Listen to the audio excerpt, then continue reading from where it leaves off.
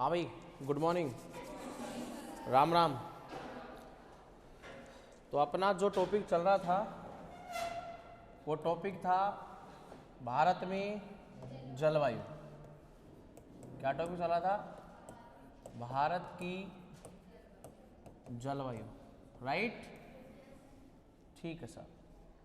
अगर जलवायु की चर्चा करें तो कल हमने बहुत सारी ऐसी बातें की थी जलवायु को लेकर के कि भाई आपको जो है कुछ ऐसे कारक हैं जो जलवायु को लेकर के क्या है उत्तरदायी है, ठीक है। और उन कारकों की अपन ने चर्चा की थी। तो कौन कौन से कारक थे थोड़ा ध्यान देना। सबसे पहला लिखाया था,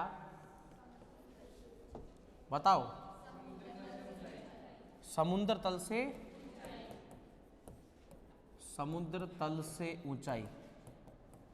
ये पॉइंट आपको बहुत अच्छे समझ में आया था? क्या समुद्र तल से ऊंचाई भी जलवायु के लिए सहायक है या नहीं है? यस। इसके कुछ एग्जाम्पल भी मैंने आपको बताए थे। इसके अलावा ये पहला पॉइंट लिखाया था क्या? समुद्र से दूरी और भूमध्य रेखा से, कौन सी रेखा से दूरी। और भूमध्य रेखा से दूरी कितनी? 876 किलोमीटर। तो वहां पर जो जलवायु पाई जाती है भूमध्य रेखा पर, वहां पर पाई जाती है उष्णकटिबंधीय। कौन सा पाया जाता है? और जैसे जैसे उससे दूरी बढ़ती जाएगी वैसे वैसे जलवायु जो है वो चेंज होती जाएगी। और उत्तरी भारत के अंदर, किसमें? उत्तरी भारत के अंदर शीतोष्ण कटिबंध, जबकि दक्षिण भारत के अंदर उष्ण कटिबंध। लेकिन अगर एक्चुअल रूप से देखें तो भारत के अंदर जो है वो जलवायु वो होती है कौन सी? उष्ण कटिबंधीय मानसूनी जलवायु। बोला था अपन ने, मैंने बोला था कि भाई महासागरीय धाराओं के कारण जो है मानसून हमारे इधर आता है। और मानसून के लिए सबसे ज्यादा उत्तरदायी जो कारक होते हैं वो होती है गर्म हवाएं। कौन सी धाराएं? समुद्र की गर्म धाराएं, हवाएं नहीं, धाराएं। और अगर समुद्र की जो लहरें हैं, धाराएं अगर ठंडी हुई तो किसका निर्माण करेगी? अरे समुद्र, हाँ बिल्कुल सही बोला। अगर गर्म की बात कर रहे हैं, ठीक है ना, तो धाराओं की, तब तो वो करेगी वहां पर क्या? वर्षा। क्लियर? और जो समुद्र की ठंडी धाराएं वो किसका निर्माण करेगी? वर्षा का करेगी। अरे करेगी नहीं करेगी? जाहिर सी बात है।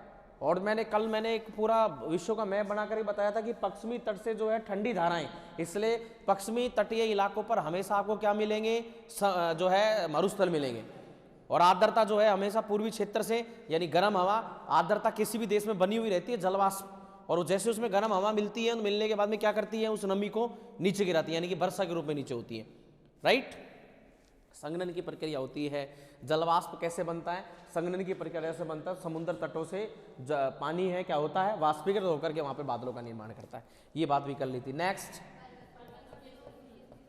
पर्वतों की, जैसे कल हमने पश्चिमी घाट के बारे में भी चर्चा की थी। जैसे हमने चर्चा की थी एक और पर्वतों की दिशा। बोलो, दिशा भी डिपेंड करती है कि नहीं करती है? पर्वतों की दिशा भी करती है। अगर पर्वतों की दिशा है उसी के कारण तो हमारे यहाँ पे जलवायु तब्दील मिलती है। अगर मान लीजिए हिमालय, किसकी बात कर रहा हूँ? हिमालय अगर हमारे उत्तर भारत में नहीं होता, हिमालय अगर हमारे उत्तर भारत में ऊपर की तरफ नहीं होता तो क्या होता? पूरा जो भारत है वो क्या होता? ठंडा इलाका होता ही नहीं होता। वो हमने कल चर्चा की थी। कल हमने शायद यहीं तक की बात की थी। कल हमने 5 पॉइंट ही चर्चा किए थे क्या? यस। एक बार पीडीएफ देख लेते अपने जो अपना है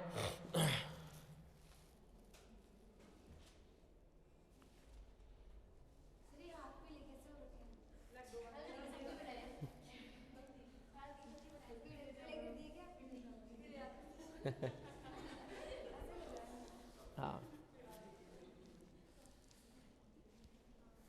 मेरे परिवार का कुछ हिस्सा मारवाड़ में भी रहता है, तो हमारे मारवाड़ में हल्दी की सब्जी ज़्यादा फेमस, और मैं उसका कलाकार आदमी हूँ। किसका? हल्दी की सब्जी का। तो इसलिए कल मैंने जो है बनाई थी हल्दी की सब्जी। ऐसे मुँह उठा के ऐसे नहीं कि घर पे बना लेंगे, लेने का तो ऐसा था, मैं बता देता हूँ। जिनको खानी वो खा लेते हैं, और जो भी आते हैं घर के अंदर, जैसे रिश्तेदार वगैरह कोई भी आ गए, तो उनको सबको भर भर के दे देते हैं। तो शायद थोड़ी सी बची होगी, इतनी सी, वो सुबह हमने नाश्ते में खा ली थी, नहीं समझे मेरी बात? और बाकी तू तेरे घर बुला, फिर एक दिन बनाता हूँ मैं। हाँ, तरीका अलग होता है उसका, ऐसे नहीं बनती नॉर्मल सब्जियों से, नहीं जैसे अलग बनती है वो नॉर्मल सब्जी से, है ना। और मोस्टली हल्दी की सब्जी पुरुष ही बनाते हैं, क्योंकि उनको ज़्यादा इत्मीनान से बनानी आती है। कभी तुम्हारे घर के अंदर तुम्हारे पिताजी वगैरह ने कभी सब्जी बनाई देखना, अलग ही टेस्टी बनती नहीं बनती। शादी ब्याह में आप खाना खाने जाते हो, हलवाई कौन होते हैं? पुरुष होते हैं। किसी रेस्टोरेंट में गए, कौन होते हैं? पुरुष होते हैं। पुरुष एक महिला से ज़्यादा अच्छा खाना बनाना जानता है। अच्छा, चलिए चलिए, कोई बात। हाँ हाँ बिल्कुल, नारी तो पूजनीय है साहब, हम कब मना कर रहे हैं। ठीक है, चलो अब बातचीत नहीं। तो सीजन की पहली हल्दी की सब्जी बनाई, अब ये लगातार चलती रहेगी, ठीक है ना। और मैं स्पेशलिस्ट आदमी हूँ, इसलिए मैं कई लोगों की जाता भी हूँ, जैसे मेरे खुद के लोगों के पास घर पे बनाने।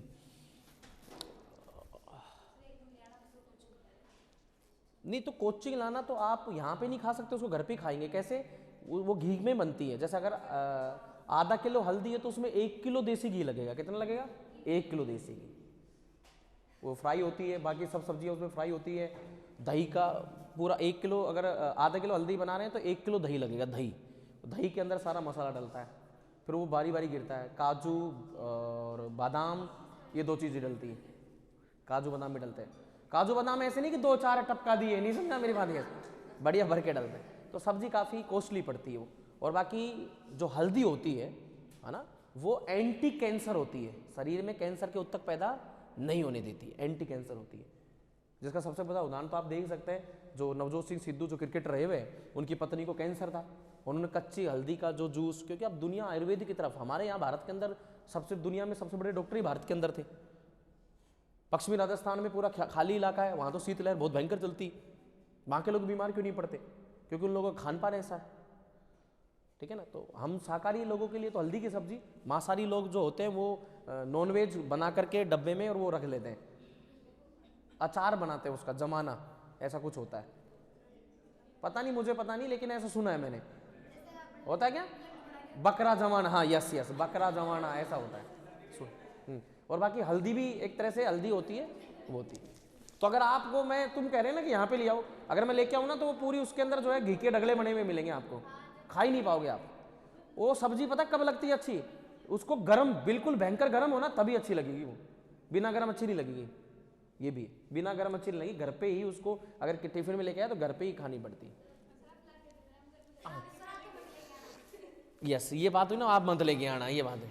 ये नहीं कह रहे कि सर रामायण बता दी, चलो कोई कैसा भी समझे आप, मैं तो कुछ अच्छा ही बता रहा हूँ, आप लोग उसको बुरा समझे। चलिए, तो प्यारे बच्चों, मैंने यहाँ तक चर्चा कर ली थी, थोड़ा ध्यान देना, पर्वतों की दिशा, क्लियर।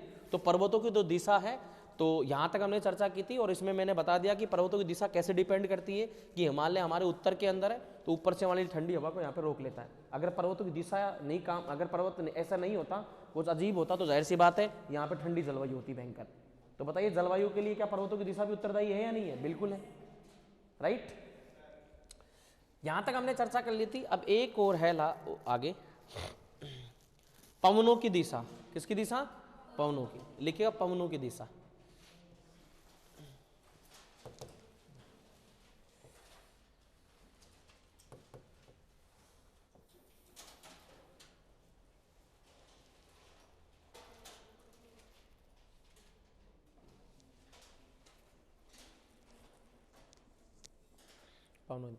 पवने अपनी उत्पत्ति के, पवने अपने उत्पत्ति के स्थान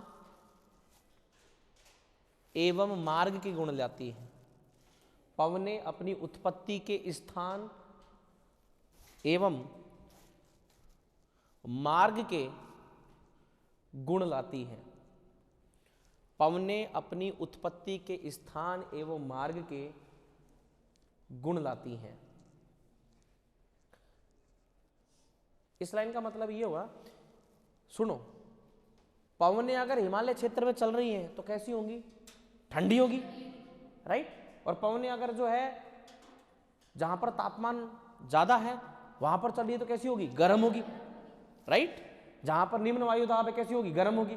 ठंडे इलाकों में उच्च वायु दाब होता है, तो जहां पर पैदा हो रही है उसके गुण लेके आएंगी। हमारे अंदर गुण होंगे, हमारे अंदर जीन होंगे, क्रोमोसोम होंगे, हमारा ब्लड ग्रुप होगा, वो सब हमारे माता पिता से होगा। अरे हमारे उत्पत्ति से होगा या नहीं होगा, जाहिर सी बात है हमारे परिवार से होगा। तो पवनें अपने उत्पत्ति और स्थान के मार्ग के गुण लेके आती हैं, ये बात सही है। ग्रीष्मकालीन मानसून हिंद महासागर से चलने के कारण उष्ण में आर्द्र होते हैं, जाहिर सी बात है हिंद महासागर तरफ से चलते हैं। और हिंद महासागर जो एरिया है, ध्यान देना, वापस कल वाली बात को दोहरा रहा हूं।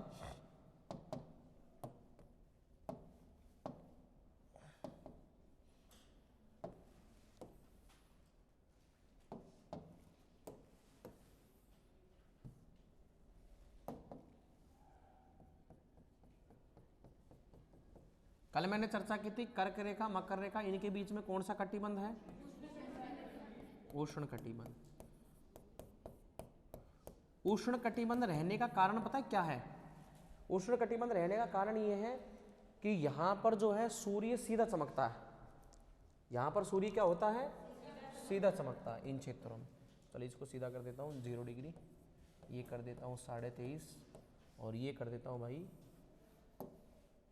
23.5 मकर रेखा।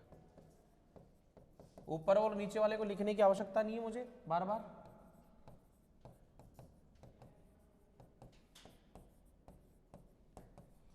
फिर भी लिख देता हूं। सूर्य जो होता है वो प्यारे बच्चों इन 3 पर चमकता है।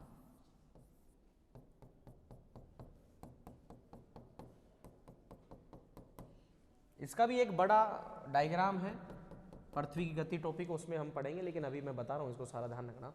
इस दिन विषुवत रेखा पर सीधा चमकता है। इस दिन तारीख होती है 21 मार्च। कितनी होती है? कर्क रेखा पर सीधा चमकता है। इस दिन तारीख होती है 21 जून। फिर विषुवत रेखा पर फिर सीधा चमकता है, उस दिन तारीख होती है 23 सितंबर और इस दिन तारीख होती है 22 दिसंबर। मकर रेखा, मकर रेखा पर 22 दिसंबर को सीधा चमकता है। तब दक्षिणी गोलार्ध यानी 0 डिग्री से नीचे वाला, ये क्या कहलाया? दक्षिणी गोलार्ध। गोलार्ध का मतलब गोले का आधा भाग। तब यहां पर क्या हो रही होगी? गर्मी। दिसंबर का महीना चल रहा है, गर्मी हो रही है वहां पर, लेकिन हम उत्तरी गोलार्ध में हैं, यहां पर क्या हो रही है? सर्दी। उत्तरी गोलार्धों के सभी देशों के अंदर सर्दी हो रही होती, राइट। अब बोलोगे साहब ये सब ऐसे कैसे, सूर्य यही क्यों चमक रहा, बाकी सब जगह क्यों नहीं चमक रहा? बाकी सब जगह जो यहां पर सीधा चमक रहा, बाकी सब जगह तिरछी जा रही है। बाकी जगह सूर्य चमकने का जो होता है ना सिस्टम, वो कुछ ऐसा होता है। ये है अर्थ और ये है साहब सूर्य, तो इसकी किरणें यहां तो सीधी चमकती है इन 3 पर, और बाकी सब पर कैसा जाता है? तिरछा। मैं इस लाइट के ठीक नीचे हूं तो मेरे पे किरणें कैसी पड़ रही हैं? सीधी, राइट। इस दीवार पर यहां तक सीधी पड़ रही है, लेकिन इसी की लाइट जो है वहां पर कैसी पड़ रही है? बहुत हल्की, बहुत धीरे पड़ रही है कि नहीं पड़ रही है? वहां दीवारों पर अंधेरा है, लेकिन यहां पर बहुत ज्यादा लाइट है, राइट। तो सूर्य जो है सीधा यहां पर बहुत ज्यादा लाइट होगी इन क्षेत्रों के अंदर, तीनों पर, मतलब इन तीनों पर, और यहां पर क्या होंगी? बिल्कुल कम होंगी। ठीक है साहब? यस। अगर इसको ही मैं थोड़ा बड़ा रूप लूं, थोड़ा सा बड़ा रूप लूं, ठीक है? यस। मत लेके आया करो उनके लिए। चाहिए। हाँ, हाँ। पिए तो हाथ को नहीं। पिए तो हाथ को नहीं, सही बात है।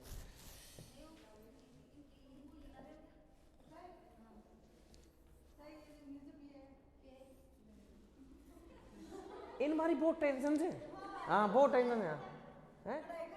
हाँ आ बात हुई ना, बताओ बताओ। बहुत बोले थे साहब, बहुत बोले थे, बहुत बोले, कहीं बताओ। देखो अति बोला जी की हद को नहीं मान लो थे, पढ़े पढ़म दान को नहीं, बताओ। हाँ ये करना पड़ा भाई, फिर सही देखा। अब इससे ये पता चलता कॉलेज वाले भी दुखी हैं इससे।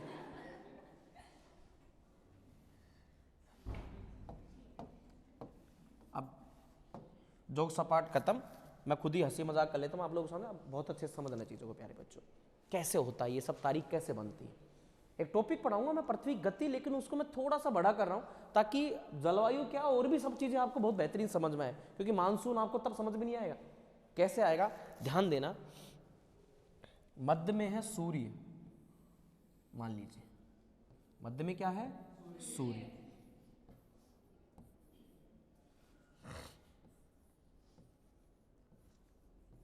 मेहंदी लगाते तब भी ऐसा होता है,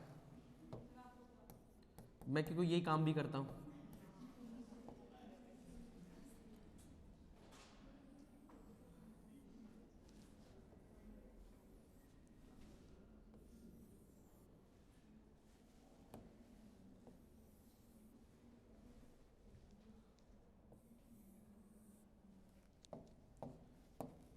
पृथ्वी बेटा 23.5 डिग्री झुकी हुई है। कितनी डिग्री झुकी हुई है? झुके हुए का मतलब ये हो गया, देखो साहब मैं आपके सामने सीधा खड़ा हूं, एकदम खड़ा हूं ना, मेरा ये चोटी और पैर ये मेरा सीधापन दिखा रहा है, यानी कि हो गया अक्ष, मेरे क्या हो गए? अक्ष। ये उत्तरी ध्रुव और ये दक्षिणी ध्रुव। सोचो मैं 23.5 हो जाऊं तो मतलब मैं टेढ़ा चलूंगा, ऐसे चलूंगा कि नहीं चलूंगा? यस। तो पृथ्वी ऐसे है टेढ़ी, समझ गए मेरी बात? ठीक है। अब मैं इन तीनों लाइनों को ले रहा हूं यहां पर, सिर्फ तीनों को, क्योंकि हम तीन ही तो देख रहे हैं ना, बाकी हमें अक्षांश से कोई मतलब नहीं। 3 अक्षांश को बना रहा हूं, किसके ऊपर? अर्थ के ऊपर। 3 अक्षांश कौन कौन से?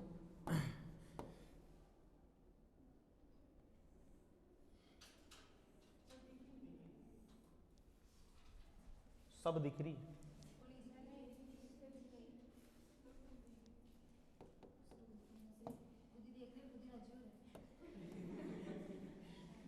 अब ठीक, अब मैं राजी हो रहा हूं।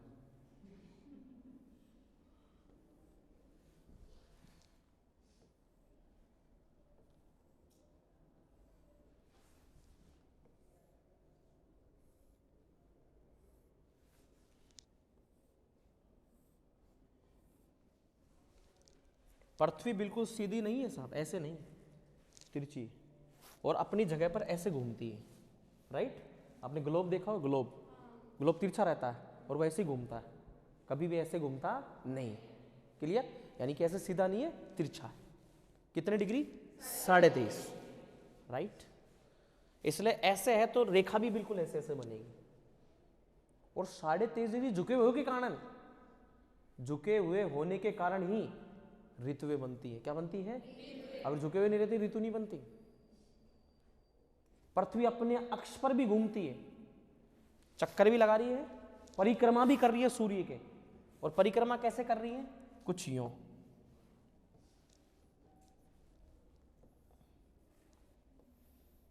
कौन सी दिशा हो गई? बोलो। एंटी क्लॉक का मतलब होता है पश्चिम से पूर्व। पश्चिम से पूर्व, पश्चिम से पूर्व घूमने के कारण ही, क्लियर? घूमने के कारण ही बाकी सब हमें कैसे दिखाई देते हैं? पूर्व से पश्चिम। कैसे? अपन बस में बैठे होते हैं, खिड़की के पास में बैठे होते हैं। प्यारे बच्चों ध्यान देना, हम बस में बैठे हैं, खिड़की के पास में बैठे हैं, बस हमारी चल रही है, लेकिन बाकी सब दुकानें यूं भगती हुई दिखाई दे रही है। चल तो हम रहे हैं, वो थोड़ा ना भग रही है। दुकानें सूर्य है, बस पृथ्वी है, और उसमें हम। तो जा तो हम रहे हैं पश्चिम से पूर्व, यानी कि हम आगे जा रहे हैं और बाकी सब चीजें पीछे। हम जा रहे हैं पश्चिम से पूर्व और बाकी सब पूर्व से पश्चिम। हमारे पश्चिम से पूर्व, ये पश्चिम और ये क्या है? पूर्व। और हम जा रहे हैं आगे, तो बाकी सब चीजें कैसे दिखाई दे रहे हैं? पूर्व से पश्चिम। कोई दिक्कत किसी को? अरे दिक्कत है क्या? हम सब स्थिर हैं, ऐसा नहीं है। स्थिर तो सूर्य है, सूर्य चक्कर नहीं लगा रहा। यस, पृथ्वी चक्कर लगा रही है यूं। कई लोगों को दिमाग क्लियर कर देता हूं। अब कैसे कैसी स्थिति बनती है, तारीख जो लिखी ना, ये कैसे कैसे बनती है। जब पृथ्वी यहां रहती है तब सूर्य की किरणें, बच्चों दिखाई दे रहा है क्या? यस।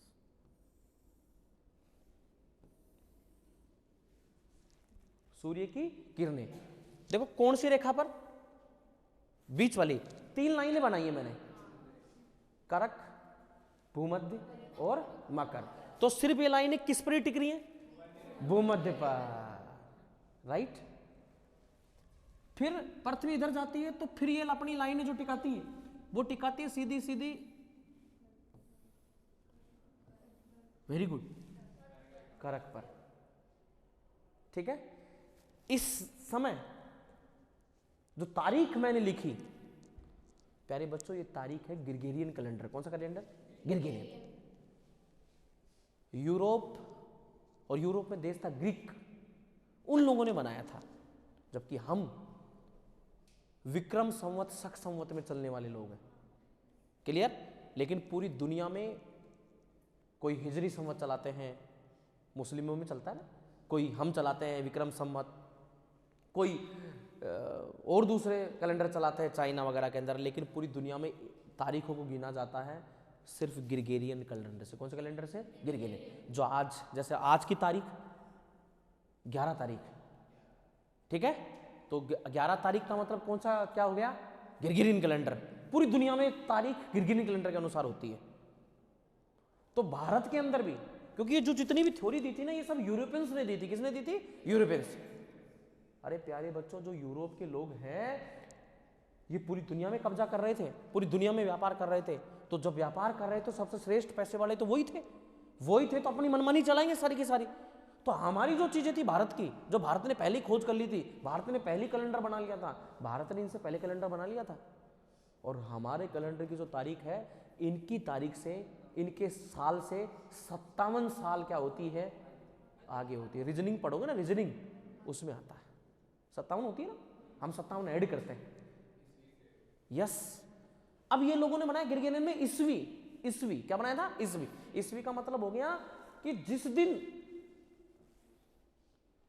ईसा मसीह साहब, यूं देखिए आपने यहां से वो, अरे देखा ना यहां नाट दे दी यूं कील, जिस दिन ईसा मसीह का जन्म हुआ उस तारीख को माना 0। अरे क्या माना? 0। और वहां से शुरुआत की।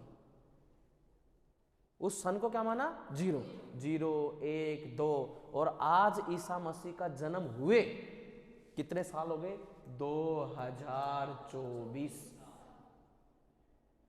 ठीक है, ग्रिगोरियन कैलेंडर है। तो और तारीख जो थी वो थी 25 दिसंबर, जिसको हम कहते हैं क्रिसमस डे। उन्होंने अपने जन्म को, अपने बर्थडे को इस तरीके से बनाया कि जिस देश में वो रहते हैं वहां पर देवदार, चीड़, स्प्रूस और पाइन, जिनके पेड़ ऐसे होते हैं, वो ज्यादा होते हैं, इसलिए वही पेड़ मिलेंगे। इसलिए इस पेड़ को सजाना, इस पेड़ को क्या करना? सजाना। पेड़ ये मिलते हैं तो इसी को सजाएंगे। और हमारे यहां पर कई ऐसे पेड़ पैदा होते हैं, उसको हम क्रिसमस ट्री बोलते हैं। क्या बोलते हैं? Christmas tree. एक्चुअल में उसका नाम क्रिसमस ट्री नहीं है, वो क्रिसमस पर ऐसा सजाते इसलिए नाम बोल दिया। अरे तो भैया को दिख रही है क्रिसमस ट्री, ना ना। और कई लोग तो घरों के अंदर उस पेड़ को भी सजाते उस दिन, उनको कहानी ही नहीं पता कि कौन पैदा हुआ था, क्यों सजा रहे। केक, मोमबत्ती काटना, बुझाना, ये हमारी संस्कृति नहीं है। अरे साहब, हमारे त्योहारों के अंदर दीपक को क्या किया जाता है? जलाया जाता है। अब एक बार, हाँ बताओ, दिवाली पर दीपक जलाए और अपन सब ऐसे करें हैप्पी दिवाली, ऐसे करते क्या? बताओ आप, बताओ करते? आप खुद बताओ करते हैं क्या? नहीं करते। लेकिन हम कॉपी कैट होते जा रहे हैं, हम कॉपी होते जा रहे हैं, लोग होते जा रहे हैं। यस, हमारे करते हैं। हमारे जैसे मान लीजिए ये, अब हमारे राजस्थान के अंदर है गणगौर वगैरह करते हैं। अरे करते हैं कि नहीं करते? यस। अब हमारे गणगौर वगैरह करते हैं, तो गणगौर के अंदर हमारे यहाँ पर जो पूजा करते हैं तो कहीं और पे करते ही नहीं है। बताओ गणगौर पर कहीं पूजा करते हैं क्या? क्यों फोन कर रहे हैं बार बार? गणगौर पर हमारे कहीं और पूजा करते ही नहीं। गणगौर की पूजा वही कर सकता है जिसको बोलना आता है। गोरे गोर माता खोले किवाड़, बाहर खड़ी थाने पूजन। या कई बार कोई गणगौर पूजने वाले थे, महिलाएं नहीं होती, कोई दूसरे राज्य की महिला होगी तो वो चुपचाप ही बैठी रहती, घास की लेकर के लगी रहती है। आता ही, उसकी संस्कृति नहीं है। तो ये हमारी संस्कृति नहीं है, फिर भी हम कर रहे हैं उसको, पीछे पीछे कर रहे हैं। लेकिन कई जगह पर चीजों को समझने के लिए, आप कई सोच रहे होंगे कि साहब इसको जो है ये मामला आता ही नहीं। मेरे को आता है। गोरे गोर माता गोरे खोले की वाड़ी, बाहर खड़ी थाने पूजन वाली, पूजोए पूजाओ सैया काई काई दी जो। आता है कि नहीं आता? यस। अरे होता है कि नहीं होता? यस। वो तो ये हमारी संस्कृति, राजस्थान की संस्कृति में तो राजस्थानी आदमी को तो आएगा ही आएगा सारी चीजें। लेकिन कोई दूसरी महिला, अब हम दूसरी चीजें हैं, मतलब इसको ये मान के चलिएगा कि ये जो चीज है ये हम दूसरे राज्य के लोग हो गए, ये गणगौर उनकी है। ये गणगौर, ये उनकी परंपरा है। और हम सब लोग देखे देखे बैठे बैठे बस वो लेके घास लेके बैठे, टिक्का है दीवार पर टिक्के लगाए, टिक्की है टिक्की लगाओ, नहीं समझा मेरी बात, वो टिक्की लगानी है, उसको पता ही नहीं क्यों लगा रही है, काजल की लगा रही है, मेहंदी लगा रही है, फिर उसकी क्या बोलते रोली की लगा रही है, बतावा। वो हमारी संस्कृति में, क्योंकि हमने गणगौर माता को हम रखते हैं, उसकी मिट्टी की वो बनाते हैं, फिर बहते पानी में उसको छोड़ के आते हैं, होते ही नहीं होता है, सजाते हैं, घास की जो है कोपल लेते हैं, उसको पानी उसके सूती कपड़े के ऊपर हम डालते हैं, ये सब हमारी पूजन की प्रक्रिया है। तो हमारी पूजन की प्रक्रिया ये इनके पूजन की प्रक्रिया है, समझ गया मेरी बात, इनके पूजन की प्रक्रिया। ये लोग इनके त्योहार वाले दिन ये लोग वाइन दारू पीते हैं, हम कन्या को जीवन, और हमारे दिवाली पर दारू पी के बता दो ले माता जी थे भी ले और मैं भी ले, नहीं समझा, ऐसा होगा क्या? और हमारे को आ भी जाता है तो पियायो मूथ पियायो, नहीं समझा मेरी बात, ये अरे बोलते ही नहीं बोलते यार, हमारे इज्जत नहीं इन सब चीजों की। शराब मतलब शराब है साहब, बोलेंगे गलत चीज है वो, लेकिन हम उस चीज को कर रहे हैं। तो ध्यान देना, जो अब आएगा 25 दिसंबर को क्रिसमस डे मनाते हैं, और अब स्कूल में देखा होगा आपने बड़े दिनों की छुट्टियां, किसकी छुट्टियां? बड़े दिनों की छुट्टियां। क्या दिन बड़े होते हैं सर्दियों में? अरे दिन बड़े होते हैं क्या? नहीं साहब, ये तरीका होता है 25 दिसंबर, जो 24 दिसंबर, 25 दिसंबर, 26 दिसंबर, 3 दिन क्रिसमस का पर्व चलता है। 26 के बाद में 27, 28, 29, 30, 31, 31 और 1 तारीख यानी 1 नवंबर। ये 8 दिन का 7-8 दिन का समय होता है, 5, 6, 7 दिन का। इन 7 दिन की छुट्टियां पड़ती हैं, ये अंग्रेजों की दी हुई छुट्टियां, और इनको बोलते हैं बड़े दिन की छुट्टियां। क्या बोलते हैं? बड़े दिन का मतलब हो गया इनके लिए त्योहार बड़ा था, हम अंग्रेजों के अधीन रहे तो इनके लिए क्या था? त्योहार बड़ा। तो कई लोग सोच रहे होंगे कि जो ये तारीख आपने जो लिखी है, ये तारीख पूरी दुनिया में क्या एक ही मानी जाती है? यस, पूरी दुनिया में क्या मानी जाती है? एक। कौन सा कैलेंडर? Gregorian calendar. ये सारी ज्योग्राफर्स, जो यूरोप के ज्योग्राफर्स वगैरह सब उन्होंने खोज की। अब आप खुद देख लो, क्या मैंने ये जो बनाया, ये यहाँ पर डायग्राम बनाया, क्या बताइए उसके अकॉर्डिंग क्या यहाँ पर सीधी विषुवत रेखा पर पड़ रही है क्या? अरे पड़ रही है क्या? यस। क्या इधर विषुवत रेखा पे पड़ रही है क्या? तो इसको मैं क्या बोलूंगा? बोलो कौन सी तारीख? 21 मार्च, राइट। अभी किस पर पड़ रही है? देखो साहब, करक पर। कितनी तारीख? 21 जून। इधर जा रही है तो मार्च के बाद में क्या आएगा? जून। फिर इधर सारे कैलेंडर के अंदर, यस। अब बताइए फिर सीधी किस पर पड़ेगी? जपीड़ मेल दूंगा विषुवत रेखा पर। विषुवत पर 2 बार चमक रहा है। अरे चमक रहा है क्या? यस। मकर में तो फिर यहाँ नीचे आता हूँ, ये लो साहब, ये आ गया, ठीक है। इसका मतलब ये हो गया कि हम घूमते जा रहे हैं, घूमते घूमते ऐसे घूमते जा रहे हैं, ठीक है ना। यस। तो हमारे उस किरणें जो है सीधी इस समय पड़ रही है, और उस दिन जो तारीख हो गई कितने सितंबर? 23 सितंबर, ठीक है। और ये यहां पर जो है ये सीधी किस पर पड़ेंगी? मकर रेखा पर, ठीक है साहब। और उस दिन तारीख क्या हो जाएगी? 22 दिसंबर, यस। अब नीचे है तो गोलार्ध आ जाएगा। ये हमारी पृथ्वी में ऐसा हो रहा है, पृथ्वी इसका ही एक छोटा रूप, इसको और ज्यादा अच्छे समझने के लिए वो ये हो गया, इसका बड़ा रूप अच्छे तरीके से तो वो ये हो गया, समझ गए। और इस समय अलग अलग चीजें भी होती है साहब, ठीक है ना। क्या अलग अलग चीजें होती हैं? जैसे कि यहाँ पर 21 मार्च को, किसको? 21 मार्च को सीधी इस पर पड़ रही है, तो यहाँ उत्तरी गोलार्ध में, कौन से गोलार्ध में? उत्तरी गोलार्ध में, उत्तरी गोलार्ध के अंदर। और यहाँ पर कौन से? दक्षिणी गोलार्ध, ठीक है। यस, अलग अलग चीज। अब जैसे ना तो उत्तरी आना ना दक्षिणी आना, तो सेम रूप से रहता है। किसके रूप में रहता है? सेम। तो सेम रूप से रहता है। तो यहाँ पर जैसे दो अलग अलग होती है। एक होता है जैसे बसंत, क्या होता है? बसंत। तो उत्तरी गोलार्ध में तो क्या हो जाता है? बसंत। अरे क्या हो जाता है? बसंत, ठीक है। और 21 सितंबर को हमारे उत्तरी गोलार्ध के अंदर, हमारे उत्तरी गोलार्ध के अंदर यहाँ पर जो है 23 सितंबर को ये हो जाता है शरद। क्या हो जाता है? शरद। शरद बोल दो या फिर बोल दो पतझड़। क्या बोल दो? पतझड़, क्लियर। और यहाँ पर उत्तरी गोलार्ध में हमारी क्या हो जाता है? ग्रीष्म, ठीक है। और हमारे यहाँ पर उत्तरी गोलार्ध के अंदर क्या हो जाता है? शीत। उत्तरी गोलार्ध की बात की मैंने सिर्फ, और दक्षिणी का ठीक उल्टा कर लो। दक्षिणी के अंदर जो है बसंत नहीं होगा, दक्षिणी के अंदर हो जाएगा शरद, वहां पे पत्ते झड़ेंगे मार्च में।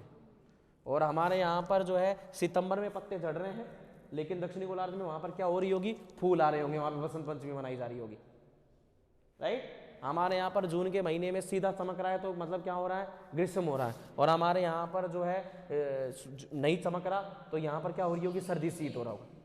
इनका ठीक उल्टा हो जाएगा। तो दक्षिणी गोलार्ध के अंदर क्या हो जाएगी, ग्रीष्म, दक्षिणी गोलार्ध में क्या हो जाएगी, शीत, और हमारे यहाँ ग्रीष्म हो रहा होगा। ये सब मैं उत्तरी गोलार्ध के लिखे, हमारे आंसर है। समझ गया मेरी बात, यस।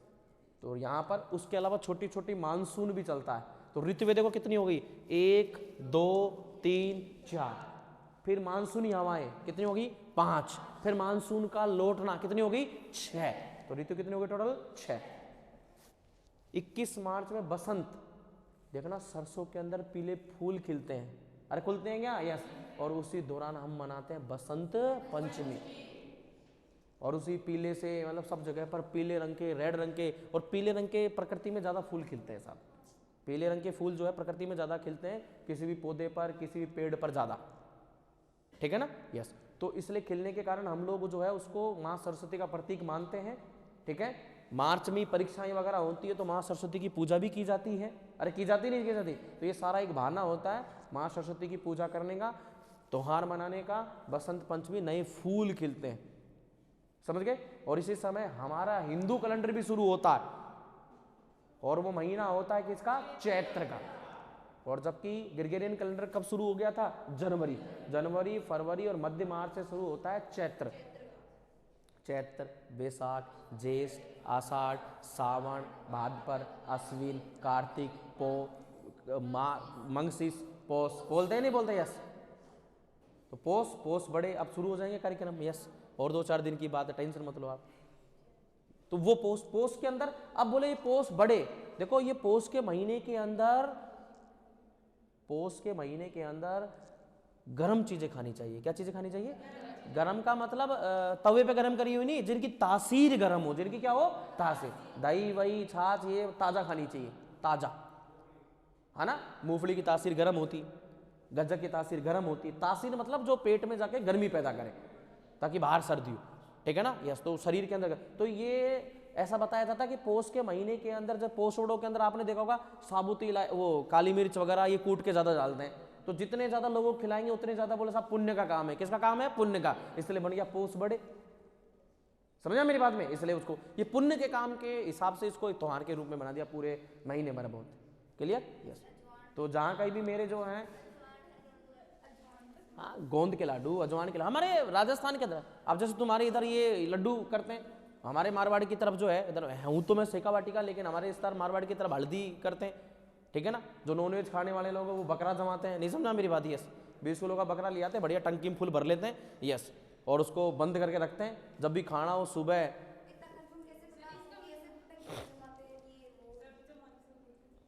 यार मैं मास्टर आदमी हूँ, मुझे पता क्यों नहीं होगा।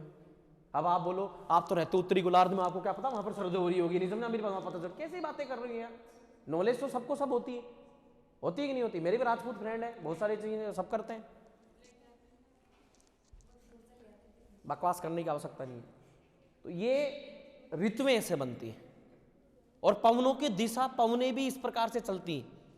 तो पवनों की दिशा कारण क्या टिकी होती है, जलवायु। अरे क्या टिकी होती है, जलवायु। जैसा कि आपने देखा कि भाई ग्रीष्मकालीन मानसून हिंद महासागर से चलने के कारण उष्ण और आर्द्र होते हैं। मैंने कहा कि उष्ण और आर्द्र, अगर यहां पर, अब देखो यहां पर सूर्य चमक रहा है, क्यों चमक रहा है तो वो मैंने बता दिया, ऐसे चमक रहा है। अब मैंने कहा कि उष्ण होगा तो जाहिर सी बात है यहां पर सीधा चमक रहा है, तो जलवायु कैसी होगी, उष्ण। और बाकी जगह पर जैसे कि सूर्य सीधा चमक रहा है तो उष्ण कटिबंध, और नहीं जा रहा तो मतलब क्या हो गया, अरे बोलो, शीतोष्ण और शीत। अब इसकी लाइट बिल्कुल पीछे तक नहीं जा रही तो भयंकर अंधेरा हो रखा है। तो इन क्षेत्रों में भयंकर अंधेरा मतलब क्या हो रखा है, शीत हो रखा है। और जहां पर हल्की हल्की जा रही है तो वहां पर क्या हो रहा होगा, शीतोष्ण। बात समझ गए क्या। अरे हमारे यहाँ पर सीधा चमकता है, तभी तो 21 जून के महीने में भयंकर चिलचिलाती गर्मी पड़ती है, पड़ती नहीं पड़ती। अब सूर्य की गर्मी इतनी ज्यादा क्यों नहीं लग रही, इसलिए नहीं लग रही क्योंकि अब किस में चमक रहा है, उत्तरी गोलार्ध में चमक रहा है, ठीक है ना। सूर्य के महीने से लेकर के यस और लास्ट तक। तो इसलिए दिसंबर से 20 दिन पहले से ही सर्दी पड़ना शुरू हो जाती है। लेकिन ये सब ग्लोबल वार्मिंग का इफेक्ट है, सब लेट पड़ रही है। मतलब ग्लोबल वार्मिंग का मतलब ये हो गया, कहने का मतलब ये जो ग्रीन हाउस गैसें हैं वो धरती के अंदर कैसे बढ़ गई, ज़्यादा बढ़ गई। और ग्रीन हाउस गैस की पृथ्वी के तापमान को क्या करती है, बढ़ा के रखती है। इसलिए गर्मी मानसून का समय क्या रहा, थोड़ा ज़्यादा रहा। हो सकता है थोड़े दिनों बाद में ये तारीख भी चेंज हो जाए, क्लियर। लेकिन सीधा चमकनी तारीख हमेशा फिक्स रहेगी, 22 दिसंबर को मकर रेखा पर जो है होगा। पृथ्वी की परिक्रमा के कारण, सूर्य की परिक्रमा के कारण ही कौन सी रेखाएं बनती हैं, करक, विषुवत और मकर। इसको चाहे भूमध्य बोलो या फिर क्या बोलो, विषुवत, तो भी ठीक है, क्लियर। सूर्य का विषुवत रेखा पर सीधा चमकना, इस स्थिति को बोलते हैं विषुव की स्थिति। किसकी स्थिति बोलते हैं, विषुव। आगे आएगी बहुत सारी बातें विषुव की स्थिति, मैं आपको बताऊंगा। इसलिए अंटार्कटिका में भयंकर सर्दी पड़ती है, क्योंकि सूर्य वहां पर नहीं चमकता पूरे साल ही, क्लियर। पूरे साल चमक रहेगा, बताओ पूरा साल ही, हमने कैलेंडर ही खत्म कर दिया यहाँ पर। मार्च गया, जून गया, सितंबर गया, दिसंबर गया, फिर मार्च आ जाएगा, ओके। तो इसलिए वहां नहीं जाता तो भयंकर सर्दी, ऊपर की तरफ भी नहीं जाता तो यहाँ भी भयंकर तरीके से सर्दी रहती है। आर्कटिक महासागर वगैरह और यूरोप के जो देश है ऊपर की तरफ जमे हुए रहते हैं, हमेशा बर्फ में रहता है, हमेशा साइबेरिया, रूस वगैरह के इलाका हमेशा ठंडा रहता है। क्यों रहता है, कभी सूर्य यहाँ पर जो है चमकता ही नहीं, बहुत कम चमकता है, राइट। और यहाँ पर अब देखो, यहाँ पर जो हवाएं चलेंगी अब इन क्षेत्रों के अंदर, अब मैंने कहा था कि जहां पर महासागरीय धाराएं क्या होंगी, गर्म। अरे क्या होंगी, तो सूर्य जहां ज्यादा चमकेगा तो वहां पर गर्म होंगी क्या, बिल्कुल होंगी गर्म। और धारा गर्म होगी तो गर्म ही सीधा किसको करेगी, वर्षा को, वर्षा या फिर किसको, मानसून को जन्म देगी। यही कारण है कि भूमध्य रेखा पर जलवाष्प, क्या बोल रहा हूं मैं, जलवाष्प। जलवाष्प का मतलब हो गया सूर्य की विकिरणें जो है ज्यादा वहां पर पड़ रही है, पड़ने के कारण वहां का समुद्र का पानी ज्यादा ऊपर की तरफ वाष्पीकरण हो रहा है। और वाष्पीकरण होने के कारण यहीं पर इन क्षेत्रों के अंदर जलवाष्प पाया जाता है 4% और यहाँ पर पाया जाता है 0%। इसलिए ध्रुवों पर कभी बारिश नहीं होती है। इसलिए सर्वाधिक बारिश जो है कहाँ पर होती है, उष्णकटिबंधीय क्षेत्र में, करक से मकर के बीच। पूरी दुनिया के अंदर सबसे ज्यादा लोग भी कहाँ रहते हैं, उष्णकटिबंधीय क्षेत्र में लोग रहेंगे। बारिश हो रही है तो जाहिर सी बात है खेती भी करेंगे, ठीक है। और जनसंख्या भी खूब बढ़ाएंगे, धड़ाधड़। नहीं समझा मेरी बात, यस बढ़ाएंगे तो पूरे विश्व के अंदर सर्वाधिक जनसंख्या और सर्वाधिक जो है, कहने का मतलब ये कि विश्व के अंदर जनसंख्या बढ़ना वो कहाँ पर बढ़ती है, उष्णकटिबंधीय क्षेत्रों में। बात समझ गया, क्योंकि इन लोगों के यहाँ पर प्रजनन क्षमता ज्यादा होती है और यहाँ पर क्या होती है, कम होती है। ये कारण भी होता है, राइट। तो ये सब चीजें होती है, ध्यान रखना। तो यहाँ पे जलवाष्प ज्यादा बनेगा कि सूर्य यहाँ पर पानी को ज्यादा ऊपर करेगा, मतलब वाष्पीकृत करेगा, संघनन होगा और यहीं पर ही क्या होगी, बारिश होगी। समझा मेरी बात। तो यहीं पर ही सादा, तो इसी क्षेत्र के अंदर सर्वाधिक क्या होती है, बारिश, मानसून भी होता है। तो कई देशों के अंदर छोटी मोटी मानसूनी हवाएं चलती है, जैसे हमारे देश के अंदर चलती है।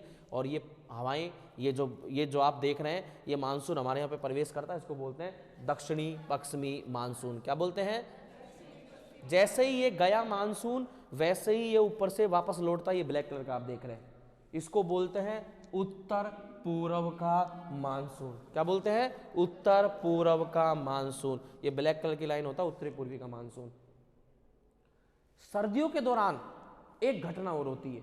घटना क्या होती है, भूमध्य सागर की तरफ से चक्रवात उठता है। वहां पर भूमध्य सागर में, वहां पर गर्म धाराएं पैदा होती है। वो चक्रवाती हवाएं आगे की तरफ आती हैं, आती भारत की तरफ प्रवेश करती है। और भारत की तरफ आते आते जो है ऊपर की तरफ जम्मू कश्मीर, लद्दाख और हिमाचल प्रदेश का इलाका, वहां पर जैसे ही बारिश के रूप में नीचे गिरती हैं, वहाँ की नमी के अंदर जैसे ही ये गर्म हवाएं प्रवेश करती हैं और बारिश के रूप में जैसे नीचे गिरती हैं, और उस समय होता भयंकर सर्दी का मौसम।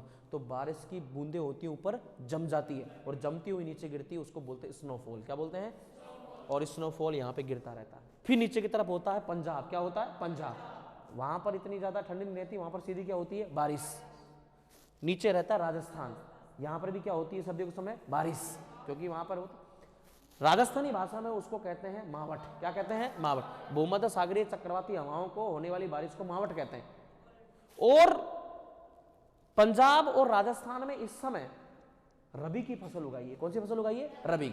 और रबी की फसल के दौरान हम क्या करते हैं, यहाँ पर जो है बारिश तो मतलब हमारे मानसून तो रहता नहीं है, तो हम लोग क्या करते हैं, सिंचाई करते हैं, पानी देते हैं। और सिंचाई की जरूरत ही ना पड़े तो भाई साहब क्या हो गई, बारिश हो गई। और हम खेतों के अंदर बारिश हो जाती है, इसलिए इसको कहा जाता है गोल्डन ड्रॉप्स। क्या कहते हैं, गोल्डन ड्रॉप्स। अरे गोल्ड हमारे लिए कीमती होता है कि नहीं होता? तो ये बारिश हमारे लिए गोल्डन ड्रॉप्स का काम करती है, बेहतरीन काम करती है। करने की वजह से हमारे यहाँ पे कोई भी फसल उगा के रखता है, रबी की कोई भी फसल, सरसों, गेहूं, जौ, चना, ये उगा के रखते हैं, उसके लिए बेहतरीन होती है और बहुत ज़्यादा पैदावार होती है। इसलिए श्रीगंगानगर हनुमानगढ़ के अंदर गेहूं उत्पादन करते हैं तो गेहूं के लिए बेहतरीन होती है। बीकानेर, नागौर क्षेत्र के अंदर चने का उत्पादन करते हैं। किसका उत्पादन करते हैं? तो चने की वहाँ पर जो है बहुत अच्छी पैदावार होती है मावठ के कारण। क्लियर बेटा? वो बाद में होते हैं। कब? जब पाला पड़ता है। क्या पड़ता है? पाला, जिसे कुहरा बोलते हैं। क्या बोलते हैं? कुहरा। वो प्रक्रिया नीचे की तरफ होती है जब ठंडी और गर्म धाराएं एक दूसरे से मिलती है, मिलने के कारण वहां पर कोहरे का निर्माण होता है। किसका निर्माण होता है? कोहरे। लेकिन समुद्र में अगर गर्म और ठंडी दोनों मिल रही है तो वहां पे बेहतरीन काम करेगा। क्यों? क्योंकि वहां पर एक विशेष प्रकार की जलवायु पैदा हो जाती है और उस क्षेत्र के अंदर जो है मछलियां पैदा होती है। क्या पैदा होती है? तो मछलियों का कुनबा ज्यादा होता है, तो वहां पर जो है कई देशों के लोग जो है उसको फिश बैंक बोलते हैं। क्या बोलते हैं? Fish bank. देश के कई महासागरों में फिश बैंक है, यानी कि फिश बैंक वहीं पैदा होंगे जहां पर ठंडी और गर्म धारा दोनों मिलेगी। मिलने से वहां पे मछलियों का हुजूम ज्यादा रहेगा। और फिश बैंक मतलब वहां पर जो है मछलियों को पकड़ते हैं वो लोग, और पकड़ने के बाद में पूरी दुनिया भर के अंतर्राष्ट्रीय बाजारों में उसको बेचा जाता है। क्लियर? तो क्योंकि समुद्र की जो खारे पानी की जो मछली होती है वो अन्य मछलियों की, मीठे पानी की मछलियों की तुलना में बहुत ज़्यादा स्वादिष्ट होती है, क्योंकि वो नेचुरल होती है, पाली नहीं जाती है। ओके, इसलिए तो ये जो होती है, तो हमारे यहाँ पर गेहूं की पैदावार पंजाब में और राजस्थान में ऊपर की तरफ गेहूं की पैदावार ज़्यादा रहती है। इसलिए गेहूं की फसल के लिए, कौन सी फसल के लिए सबसे ज़्यादा उपयुक्त मानी जाती है? मावठ। और गेहूं ऑप्शन में ना हो तो वहां पर आएगा रबी। क्या आएगा? रबी की फसल। रबी की फसल। तो हमारे यहाँ पर परसेंटेज रबी की फसलों में सबसे ज़्यादा किसका है? गेहूं का। यानी कि 10 खेत में से 8 खेतों के अंदर क्या उगा रखा है? गेहूं उगा रखा है। तो गेहूं का परसेंट ज़्यादा हो जाएगा कि नहीं हो जाएगा? यस। बाकी जगह पर सरसों उगा रखी है, कहीं पर चने उगा रखे हैं, कहीं पर जौ उगा रखे हैं, वो कम मात्रा में होता है। ठीक है? तो कणक के लिए सबसे बेहतरीन होती है। ठीक है ना? कणक बोल दो, गेहूं बोल दो, ठीक है, वीट बोल दो। ये तो ये होती है हमारी मानसूनी हवाएं, तो लोकल रूप से पैदा होती है। कैसे रूप में पैदा होती है? लोकल रूप। तो पवनों की दिशा भी बताइए, हमारे यहाँ पे जलवायु को चेंज कर दिया कि नहीं कर दिया? यस। तो गर्मियों के दौरान ही पैदा होता है।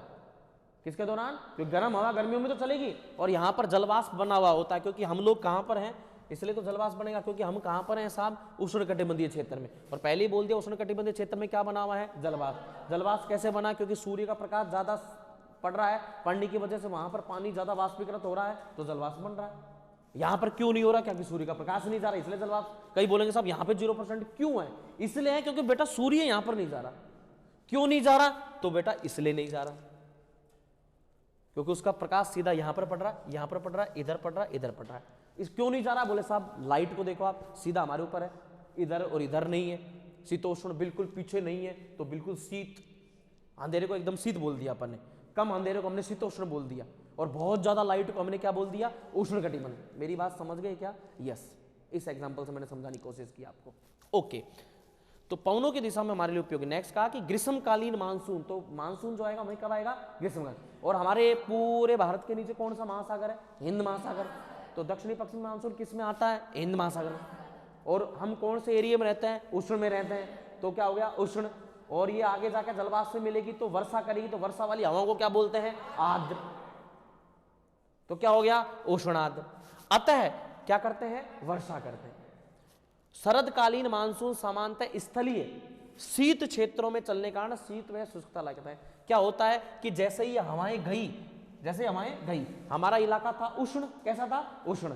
और ये गई उष्ण और आर्द्र, तो उष्ण आर्द्र कर दिया। जैसे ऊपर की तरफ गई तो यहाँ पर ऑलरेडी पूरा इलाका कैसा था? ठंडा था, क्योंकि ध्रुवीय क्षेत्र आ गया। कैसा क्षेत्र आ गया? ध्रुवीय। तो ये क्या करता है? ये नीचे की तरफ करता है, यानी कि लौटता हुआ मानसून अपनी, मैंने कहा पवनें अपनी उत्पत्ति के स्थान मार्ग के गुण लेके आती हैं। जब दक्षिणी पश्चिमी मानसून उत्पत्ति है तो ये जहां से उत्पत्ति हो रहा है वो एरिया कैसा है? गर्म। कैसा है? गर्म। उष्णकटिबंधीय है। कैसा एरिया है? उष्णकटिबंधीय। इस बात को यूं समझो कि ये एरिया है साहब उष्णकटिबंधीय। यस, यह है भारत। ये हवाएं यहां से चलती है, इधर से तो चलती है, तो पूरा एरिया कैसा है? उष्णकटिबंधीय। और ये ऊपर से आ रही है तो जाहिर सी बात है, हम मान के चलिए ऊपर की तरफ कैसा इलाका है? ठंडा इलाका है। अरे कैसा है? ठंडा। तो ये वाली ऊपर वाली जो आ रही है, इनको हमने कहा उत्तरी पूर्वी मानसून, तो ये ठंडी। तो इस बला इनका पवने अपने उत्पत्ति स्थान के मार्ग के गुण लाती है। नीचे वाली आ रही है, जो आ रही है वो कौन सी आ रही है? उष्ण क्षेत्र से, तो उष्ण होगी। और ऊपर से आ रही है तो वो कैसी होगी, शीत होगी। अरे कैसे होगी शीत, क्योंकि ठंडी इलाकों से आ रही है ना, यस। और उस मानसून को क्या बोला हमने, उत्तरी पूर्वी मानसून, और इसको बोला दक्षिणी पश्चिमी मानसून। दक्षिणी पश्चिमी मानसून उष्ण से आ रहा है, तो देखो हमने लिखा हुआ है कि दक्षिणी पश्चिमी मानसून, ग्रीष्मकालीन मानसून यानी दक्षिणी पश्चिमी मानसून उष्ण और आर्द्र होते हैं, अतः वर्षा करते हैं। और शरदकालीन मानसून यानी अर्थात उत्तरी पूर्वी मानसून स्थलीय और कैसे, शीत क्षेत्रों से आते हैं, और भारत के अंदर नीचे की तरफ क्या बढ़ाते हैं, शीत, ठंड बढ़ाते हैं, शुष्कता बढ़ाते हैं, यानी बारिश को रोकते हैं, कम करते हैं, लौटता हुआ मानसून। मेरी बात समझ गए क्या, यस। तो लिखिएगा पूरी लाइन है। ये पूरी रामायण इसलिए बोली ताकि आगे की और बहुत सारी बातें आपको समझ में आएंगी, लिख लीजिएगा।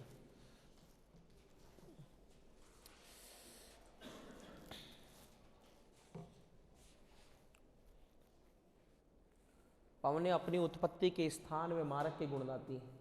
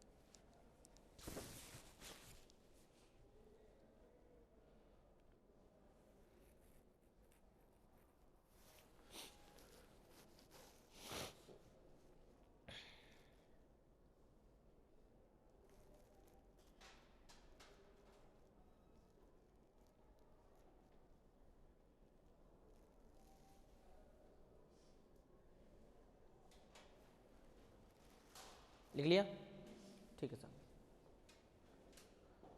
अब ये उच्च स्तरीय वायु संचरण का मतलब ये है कि कल मैंने क्षोभ मंडल की बातें की थी, किसकी बात की थी, क्षोभ मंडल। नीचे धरती जो हमारा, हम जहाँ पर रह रहे हैं 18 किलोमीटर तक ऊपर का इलाके तक वो क्षोभ मंडल है पूरा का पूरा। यहीं पर ही मानसूनी हवाएं जो हैं, बादल बनना, गरजना, बिजली कड़कना, तेज तूफान आना, हल्के तूफान आना, समझा मेरी बात, प्री मानसून होना, ये सब की सब कैसी घटना है, क्षोभ मंडलीय घटना। कैसी घटना है, यानी कि जहाँ पर हम रह रहे हैं 18 किलोमीटर तक का इलाका है हमारा ऊपर तक, और उसके ऊपर का जो इलाका, वहाँ पर ऐसी मानसूनी घटनाएं नहीं होती है। तो नेक्स्ट लाइन में लिख लेना, उच्च स्तरीय वायु संचरण, अपर एयर ऑफ विंड्स,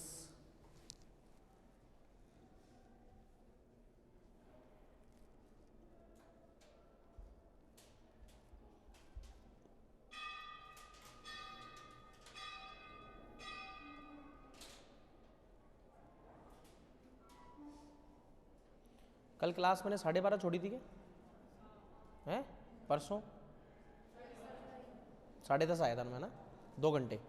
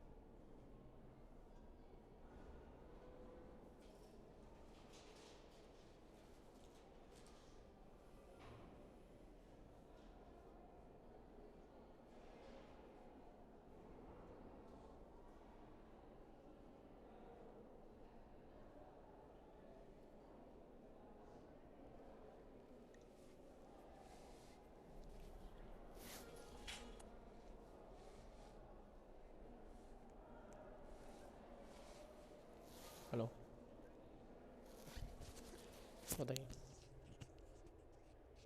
हाँ हाँ फौजी साहब बचना है।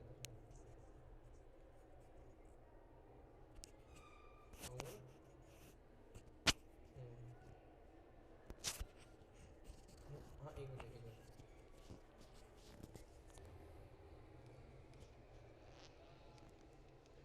जा रहे हैं क्या सारे? नहीं मैं तो 1 बजे आऊँगा फिक्स। तो रुक रहेंगे बच्चे, आऊँगे फिर मैं।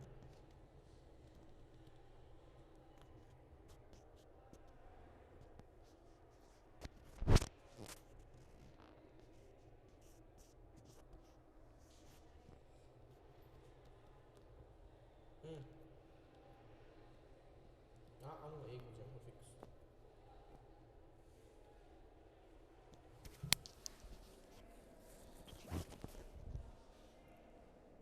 उतार लिया। मानसून कम होगा ज़्यादा होगा, ये सब उच्च स्तरीय वायु संचरण के द्वारा ही, यही उत्तरदायी है उसके लिए। बारिश की मात्रा, वनस्पति आवरण, समुद्री धारा, ये सब जलवायु को आंशिक रूप से प्रभावित करता है। ये लास्ट लाइन भी लिख लेना। ऑप्शन में ये भी आएगा जलवायु को प्रभावित करने वाले कारक, तो 3 कारक और हैं। मेघछादन, बारिश होने की प्रक्रिया, वनस्पति आवरण, वनस्पति, समुद्री धाराएं आदि भारत के जलवायु को आंशिक रूप से प्रभावित करती है। लिख लिया क्या? ये बात इंपॉर्टेंट कर देना, अंडरलाइन कर देना, मेघाच्छादन, वनस्पति और समुद्री धारा। तो यानी कि अब तक 7, 8, 9 और 10। मेरी बात समझ गए क्या? तो टोटल कार्य कितने हो जाएंगे? 10।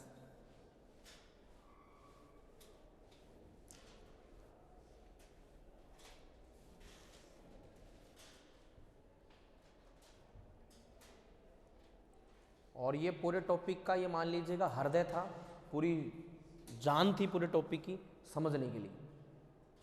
और ये सबके दिमाग में परफेक्टली आना चाहिए, ये सारी चीज़ें समझ में आनी चाहिए। दिशा, पर्वतों की दिशा, पर्वतों की ऊंचाई, समुद्र तल से ऊंचाई, समुद्र का किनारा, ये सब जलवायु को कैसे प्रभावित करते हैं, वो सारी बातें लिख लिया आप सबने? गुड। चलिए आप टॉपिक को आगे बढ़ाते हैं, ध्यान देना मेरी बात पर। देखिए अब मैं धीरे धीरे जो है जलवायु के बारे में कुछ बातें आपको मैं बताऊंगा। जैसे कि कई लोगों ने कई सारी अवधारणा दी हैं, और हमारे यहाँ पे जो जलवायु होती है और हमारे यहाँ पर जो मानसून होता है, वो भारत की जलवायु मानसूनी जलवायु क्यों है, इसको मानसून का जुआ क्यों कहते हैं, या और भी कई सारे उपनाम हैं, वो क्यों कहते हैं। कई सारे लोगों ने कई कई प्रकार की अवधारणाएँ दी हैं, उसके बारे में हम चर्चा करेंगे। ठीक है, कई प्रकार की बहुत सारी ऐसी चीज़ें होती हैं जो हवाएं होती हैं, धाराएं होती हैं, और बिल्कुल मध्य के अंदर जो चलती हैं। जैसे कि अगर हम वापस इस ग्लोब को देखें तो एक नई पवनों के अंदर ये ग्लोब काम करता है, पवनों में ये ग्लोब काम करता है।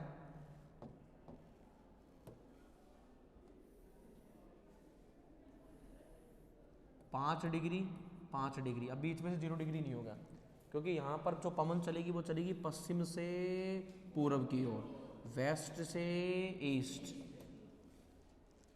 ये जो जोन होता है इसको कहते हैं ITCZ। क्या कहते हैं? ITCZ zone.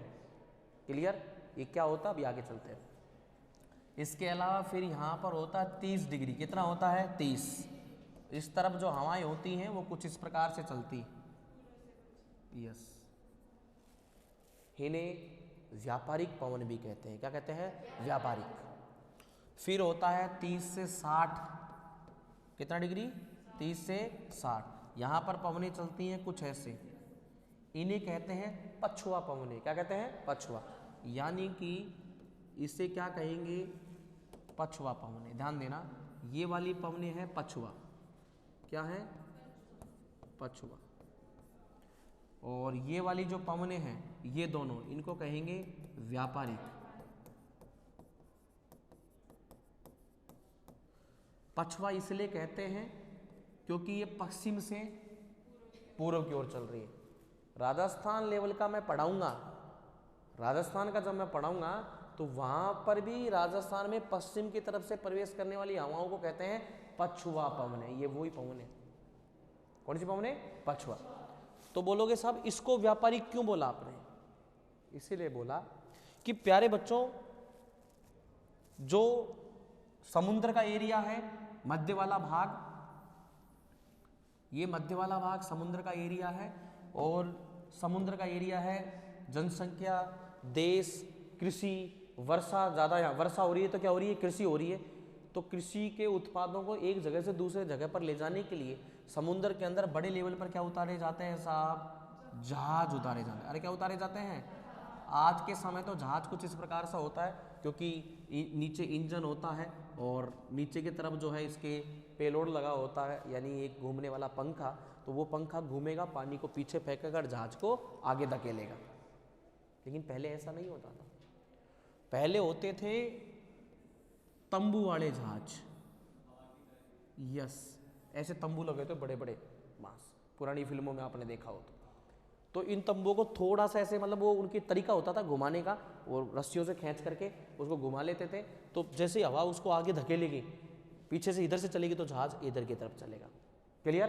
फिर जहाज को जो है वो लोग यहाँ से तो ऐसे ले जाते थे, क्लियर, और इधर से लाने के लिए थोड़ा ऊपर की तरफ से लेके आते थे। मेरी बात समझ गए क्या? तो जहाज इधर से जाना, उससे आना, आना जाना, और किसको आना जाना? जहाज को।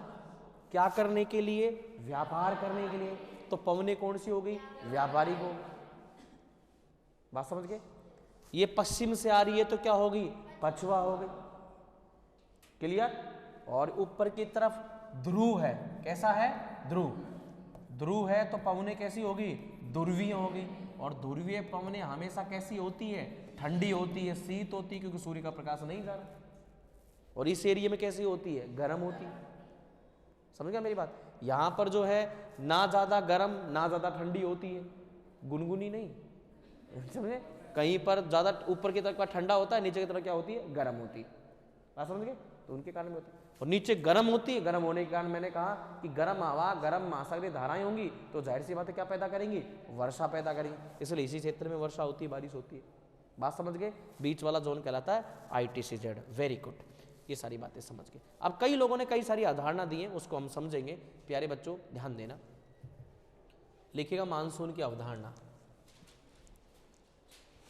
मानसून की अवधारणा।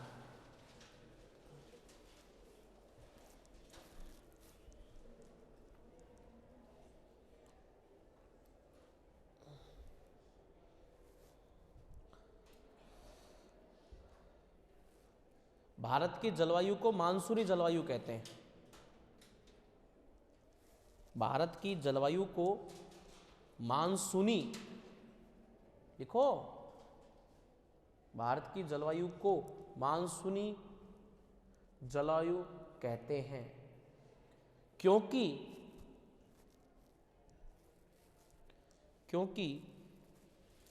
यहां की जलवायु में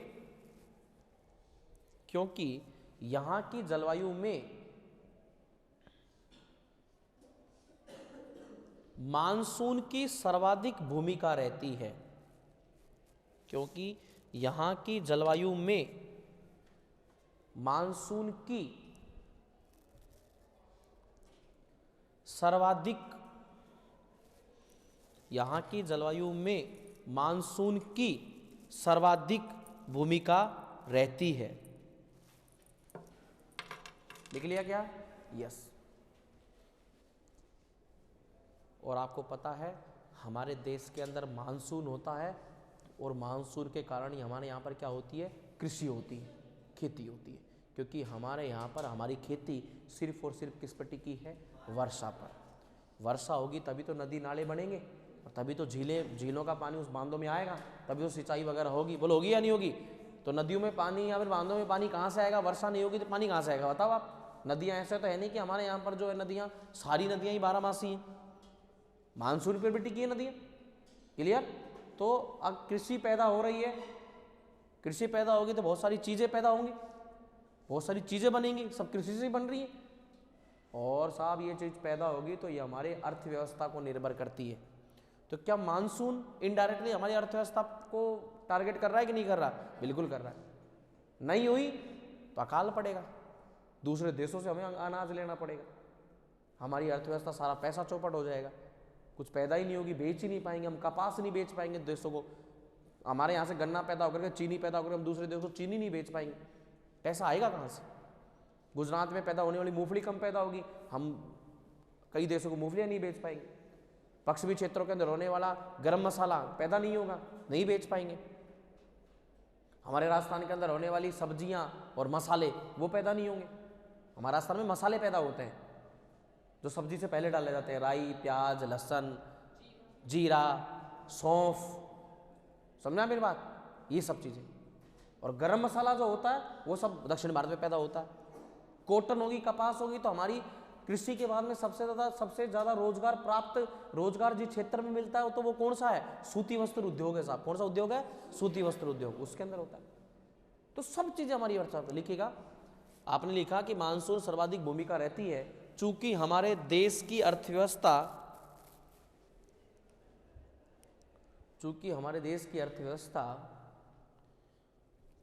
मानसून पर निर्भर करती है।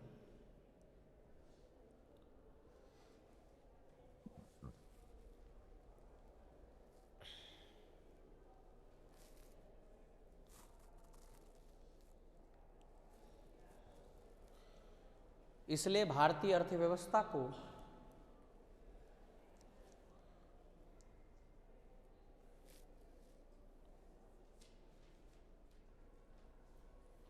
मानसून का जुआ, मानसून का जुआ, मानसून का क्या कहते हैं? जुआ कहते हैं। लिख लिया? अरे मानसून का क्या कहते हैं? जुआ कहते हैं।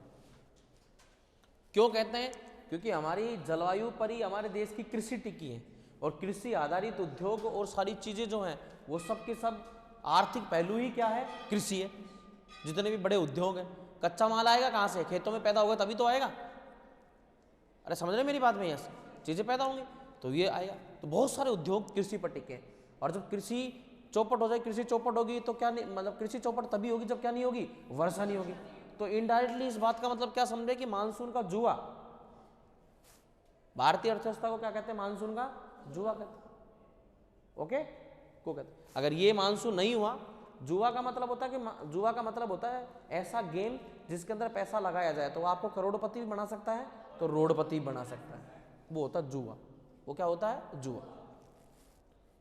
ये तो मानसून हमें जो है हमारी अर्थव्यवस्था को बहुत हाई भी ले जा सकता है, तो बिल्कुल चौपट भी कर सकता है। समझे मेरी बात? यस। ध्यान देना, बहुत सारी अवधारणाएं हैं वैसे बोलने के लिए, कई सारी कल्पनाएं हैं कि कैसे कैसे काम करती हैं। और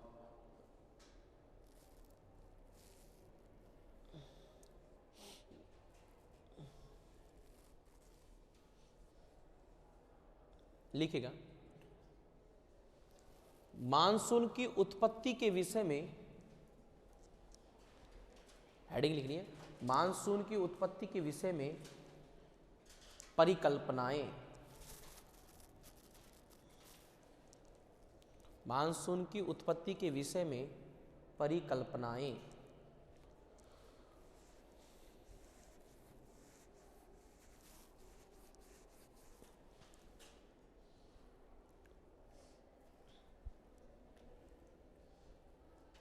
ठीक है, सुनिए साहब।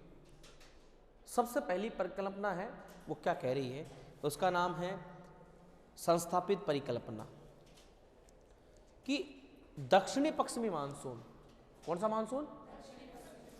वो उच्च दाब क्षेत्रों से आता है। कौन से दाब क्षेत्रों से आता है? उच्च दाब क्षेत्रों से आता है। और भारत के अंदर होता है न्यून दाब। कौन सा होता है? निम्न दाब। और निम्न दाब की तरफ बढ़ता है। ध्यान देना, हमेशा HP हाई प्रेशर, इसका मतलब होता है उच्च दाब। ठीक है। ये दाब पैदा होते हैं पृथ्वी के घूर्णन, सूर्य चंद्रमा के गुरुत्वाकर्षण, इनके कारण। एक होता है एलपी, इसका मतलब हो गया लो प्रेशर, यानी कि निम्न दाब। निम्न दाब हमेशा रहता नहीं है, उष्ण क्षेत्रों में रहता है, और उच्च दाब हमेशा शीत ठंडे क्षेत्रों में होता है। ठीक है, ये मान के चलेगा कि ये बड़ा भाई है, तो ये क्या घर में सबसे पहले ब्याह हो छोटे का करते हैं क्या? है ना, तेरे कर देते होंगे, हमारे तो नहीं करते। ठीक है, हाँ ये बड़ी है ना, तो इसके छोटों का सबका हो गया है, इसका नहीं हुआ। ठीक, ओके, यस, हाँ हाँ पता है मेरे को, क्योंकि तेरे को तो कुंभ के मेले के अंदर साधु बनना है ना, तेरे को तो और यही है, लास्ट में यही करेगी और क्या करेगी, क्योंकि अगला जो भी आएगा वो दीवार में दे देकर रोएगा ही और करेगा क्या, बस। छोटा और बड़ा, किस्मत बड़ी है, समझे बात मेरी, हो गया है छोटा और बड़ा भाई। अब एक बात बताइए, चलो शादी के वाला एग्जाम्पल छोड़ते हैं, इसमें बताना, बड़ा ही छोटे को क्या देता है? आशीर्वाद। अब तुम्हारे तो ऐसा हो जाता होगा, तेरे पिताजी तेरे ढोक देते होंगे, बता देते होंगे, हमेशा ध्यान रखना कि बड़े ही छोटे को क्या देते हैं? आशीर्वाद। इसका मतलब ये कह रहा है कि एचपी हमेशा किसकी तरफ बढ़ती है? एलपी। कभी भी एलपी एचपी की तरफ नहीं जाती। छोटा जिद कर लेगा, इसलिए बड़े को मानना चाहिए, बड़ा ही समझाने जाएगा घर पे, कोई बात ना यार, ये लुगाया पता है तो यही लड़े चापा तो भाई चा, नहीं समझा मेरी बात? यस, अरे समझ रहे हो मेरी बात? यस, हमेशा मनाने बड़ा ही जाएगा। तो ये बात को समझना, जहां कहीं भी हाई प्रेशर होगा वो हमेशा किसकी तरफ जाएगा? Low pressure. बस इतनी बात को समझना। अब भारत में दो प्रकार की बातें,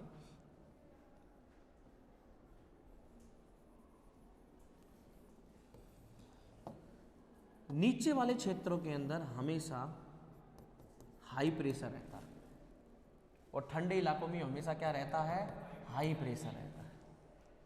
और भारत के मध्य क्षेत्र के अंदर यहाँ पर टेम्परेचर गर्म रहने का हमेशा यहाँ पे उच्च दाब पाया जाता है। कैसा? Low pressure. इसलिए मैंने कहा कि बड़ा ही छोटे को क्या देता है? आशीर्वाद। तीर चला देता हूं मैं यहाँ पर, HP to LP, इधर ही जाएगा। तो मानसून कौन सा हो गया? दक्षिणी पश्चिमी मानसून। और फिर LP आगे की तरफ बढ़ता है, HP देखता है कि मेरी तरफ आ रहा है, ये मेरे को आशीर्वाद कैसे दे सकता है? फिर HP वापस LP की तरफ। ये तो बारिश है हमारे अभी जो गई, और बारिश आगे की तरफ जाकर के वहाँ पे हाई प्रेशर पैदा कर दिया। अब हाई प्रेशर हवाएं वापस नीचे की तरफ आ रही है। और मैंने कहा कि हमेशा HP हवाएं कैसी होती हैं? ठंडी। तो बताइए अभी वर्तमान में चल रही है हवा, इसको बोलते हैं लहर, तो क्या बोल दिया? शीत लहर। चलने का कारण है कि उच्च दाब से निम्न वायु दाब की तरफ हवा का चलना। और बारिश का मतलब बारिश होना, तो बारिश का मतलब ये हो गया कि उच्च वायु दाब से निम्न वायु दाब की तरफ हवा का आना। और ये जो गर्म हवा थी, जो कि गर्म थी और आर्द्र मिलकर के यहाँ पर क्या कर रही है? वर्षा कर रही है। तो कैसी हवा हो गई? मानसूनी हवा। और इस हवा का नाम दे दिया दक्षिणी पश्चिमी मानसून। बोलो बात समझ गए क्या? यस। ये बस इतनी सी जो बात बोली उसी को बहुत बड़ा खोल करके हमने इस चीज़ को ऐसे बता रखा है कि दक्षिणी पश्चिमी मानसून हिंद महासागर तरफ से उच्च दाब से किसकी तरफ चलता है? निम्न दाब की तरफ। ये देखो, ये ऐसे जा रहा है, ऐसे जा रहा है, इसलिए जा रहा है क्योंकि यहाँ पर साहब पश्चिमी घाट और ये सब आ जाते हैं। तो ये हमेशा इधर की तरफ से मुड़ता है और ये हमेशा ऐसे मुड़ता है, क्योंकि दक्षिणी पश्चिमी मानसून कितनी शाखा हो जाती है? 2। अरे कितनी हो जाती है? 2। एक तो कौन सा सागर? अरब सागर। और ये कौन सी? राइट, है पूरा एक ही। कौन सा मानसून है? दक्षिणी पश्चिमी मानसून। फिर ऊपर से आता है उत्तरी पूर्वी मानसून, उत्तर पूर्व से, ना तो पश्चिम से ना दक्षिण से, वो जा तो दक्षिण में रहा है, नहीं दक्षिण होते हुए ऐसे पूर्व में घूम रहा है। तो ऊपर हाई प्रेशर रहता, क्या रहता है? उच्च दाब। और किधर की तरफ जा रहा है? निम्न दाब। बोलो बात समझ गए क्या? यस, पॉइंट बनाइए और लिखिएगा संस्थापित परिकल्पना। इसके क्वेश्चन कैसे होंगे मैं बताऊंगा इसके बारे में।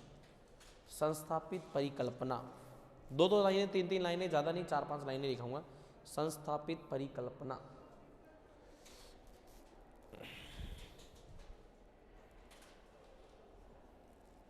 लिख लिया?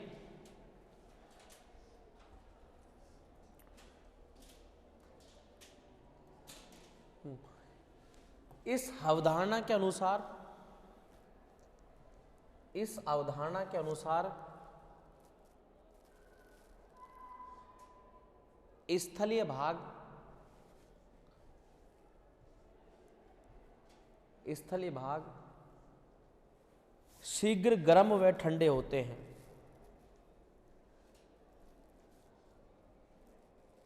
इस अवधारणा के अनुसार स्थलीय भाग शीघ्र गर्म व क्या होते हैं?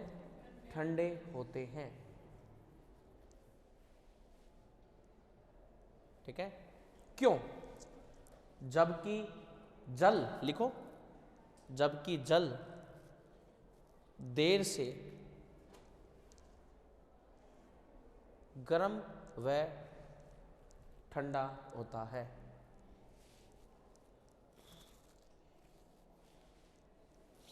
जबकि गर्म जल देर से गर्म व ठंडा होता है।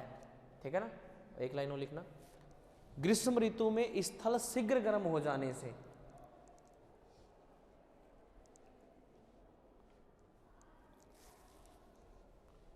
ग्रीष्म ऋतु में स्थल शीघ्र गर्म हो जाने से निम्न वायुदाब बन जाता है।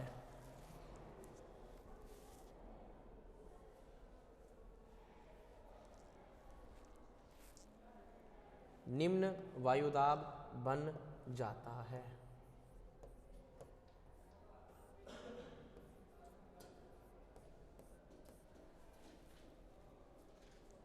ध्यान देना प्यारे विद्यार्थियों, अभी मैंने बोला कि ये एलपी बन रहा है, ये एचपी बन रहा है, ये एचपी बन रहा है, ऐसा क्यों हो रहा है? ऐसा क्यों हो रहा है? मिट्टी की प्रकृति है, मिट्टी की प्रकृति है, वो बहुत जल्दी तो क्या हो जाती है? गर्म, और बहुत जल्दी ठंडी। इसका एग्जाम्पल हम हमारे घर में भी ले सकते हैं। कभी भी किसी को कहीं लग गई, लगने के बाद में मतलब अंदरूनी लग गई चोट, सूजन आ गई, तो हम लोग उसके ऊपर सिकताव करते हैं। करने के लिए बजरी या मिट्टी को गर्म किया जाता है, उसको किसी कपड़े में डाल करके धीरे धीरे जो है सिकताव किया जाता है, जैसे जो मांस है वो अपने लेवल पर जो है क्या हो जाए? कम हो जाए, धीरे धीरे मांसपेशियां जल करके क्या हो जाए? उनको थोड़ी सी दर्द जो है, पेन है, वो खत्म हो, इसलिए किया जाता है। राइट? तवे पर आप जब मिट्टी गर्म करते हो तो बहुत जल्दी गर्म हो जाती है, उसको सोचते हो थोड़ी ज़्यादा गर्म हो गई तो उसको बंद करके गैस को थोड़ा इधर उधर चले जाते हो, तवे पे वो रहती है, आकर के देखते हो तो भाई साहब वो तो बहुत जल्दी क्या हो गई? ठंडी भी हो गई। ऐसा भी होता है। मिट्टी का तवा बहुत जल्दी क्या हो जाता है? बहुत जल्दी ठंडा। तो इसलिए पहले आँच को लगा करके आटा वाटा फिर थोड़ी देर रुकते हैं मिट्टी के तवे के समय। क्लियर? लोहे का तवा तो देर तक गर्म रहता है, इसलिए कई बार लास्ट में हम करते भी रोटी उसके ऊपर छोड़ देते हैं, वो पपड़ी बन जाती है, होता है कि नहीं होता? जल जाती है। लेकिन मिट्टी के तवे पर रोटी बहुत कम, क्या तो आंच तेज है तो ज़्यादा गर्म होकर क्या तो ज़्यादा ही जला देगी, या उसको बहुत अच्छी सेकेगी। अरे होगा कि नहीं होगा? एक दूसरा और, गांव के अंदर चूल्हे वगैरह पर बर्तन चढ़ाया जाता है, गैस की तुलना में चूल्हे पर आंच 10 गुना ज़्यादा तेज जलती है। आंच का जो टेम्परेचर होता है गैस की तुलना में चूल्हे पर क्या होता है? ज़्यादा। लेकिन बर्तन तो वही था जो गैस पे चढ़ाने, वही बर्तन हुआ। तो क्या किया, उसकी चीज़ को चेंज, देखो दिमाग, मतलब ग्रामीण, मतलब हमारे गांव में, मतलब ग्रामीण लोगों को, अनपढ़ लोगों को कितना मतलब उनको दिमाग था पहले के समय से। उस बर्तन के ऊपर देखना मिट्टी गीली करते हैं और परत लगा देते हैं। और तुम्हारे जैसे पढ़े लिखे अनपढ़ लोग कहते हैं कि बर्तन काढ़ो गुणो लो। बर्तन क्या नहीं होगा? अरे चूल्हे पे चढ़ा हुआ बर्तन तो काढ़ा ही होगा, समझा मेरी बात में? लेकिन कभी भी उसके अंदर कोई भी सब्जी वगैरह जो चलती रहेगी वो कभी चैटेगी नहीं, क्योंकि मिट्टी ने उसका एक लेयर ऐसी बना दी, बहुत कम चैटेगी। बिल्कुल ही आंच दे दी, उसको चलाया ही नहीं तो चैटेगी। गांव के अंदर जानवरों का चारा जिसके अंदर होता है, एक हारा होता है जिसके अंदर कंडे उपले डाल दिए जाते हैं और उसके ऊपर वो बर्तन रख दिया जाता है, वो चलता रहता है 5-6 घंटे तक रहता है ना, और उबाल करके तैयार हो। कच्चा नहीं देते, काकड़े कभी कच्चे नहीं देते हैं जानवरों को, उनको उबाल करके देते हैं ताकि उनको कोई पेट में कोई दिक्कत ना हो और कोई बात ना हो, बीमार ना पड़े, क्योंकि जानवर एक बार बीमार पड़ जाता है तो भगवान को ही रुखसत हो जाता है, जानवर ठीक नहीं हो पाता है। हम लोग तो गोले आ रहे ये सब ले लेते हैं, नहीं समझा मेरी बात यार, बाहर जाके उल्टी कर आते हैं, छुट्टी कर आते हैं, नहीं समझा, बीमार हो गिर बड़े हो, ऐसे हो रहा है वैसे हो रहा है, थोड़े दिन बोलना बंद कर देंगे, नहीं समझा मेरी बात, ऐसे और क्या हो। लेकिन ऐसा तो जानवरों को उबाल के दिया जाता है, तो देखना उसके ऊपर जो परत होती है, किसके ऊपर, उस बर्तन के ऊपर वो मोटी सारी राख की परत लगी हुई होती है, उसको कभी साफ नहीं करते हैं। इसलिए चूल्हे के ऊपर चढ़ाए हुए तवे को कभी साफ नहीं करते, नीचे काड़स लगी होती है पूरी की पूरी। बचपन के अंदर गलती से ऊपर से ना पकड़ के नीचे से पकड़ हाथ काले कर लेते थे हम लोग, कर लेते नहीं कर लेते थे यस। अब वो दिन गए क्योंकि चूल्हे ही नहीं, गैस आ गैसा, क्योंकि मिट्टी की प्रकृति है, जल्दी जितनी जल्दी गर्म उतनी जल्दी ठंडी। तो जब यहाँ पर सूर्य का प्रकाश पड़ रहा है तो उतनी जल्दी मिट्टी तुरंत क्या हो गई साहब, गर्म।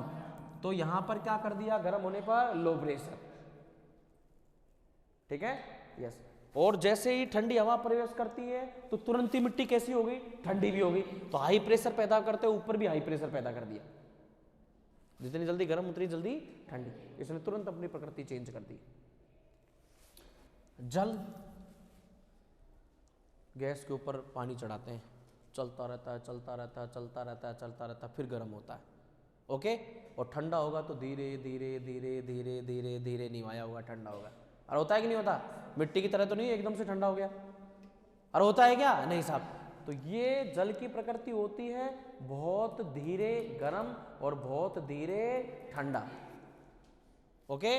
और ठंडे इलाकों की वजह से, किसकी वजह से, ठंडे इलाके की वजह से अपना वहाँ पर ठंडी पवनों के द्वारा अपने जल को भी कैसा कर लेता है, ठंडा कर लेता है। और आर्द्रता लाने के लिए, गर्म करने के लिए, जैसे सूर्य के प्रकाश की किरणें पड़ती हैं तो थोड़ा लंबा समय लेता है, इसलिए फिर ग्रीष्मकालीन के समय 3-4 महीने तेज गर्मी पड़ने के बाद पानी क्या होता है, गर्म होता है।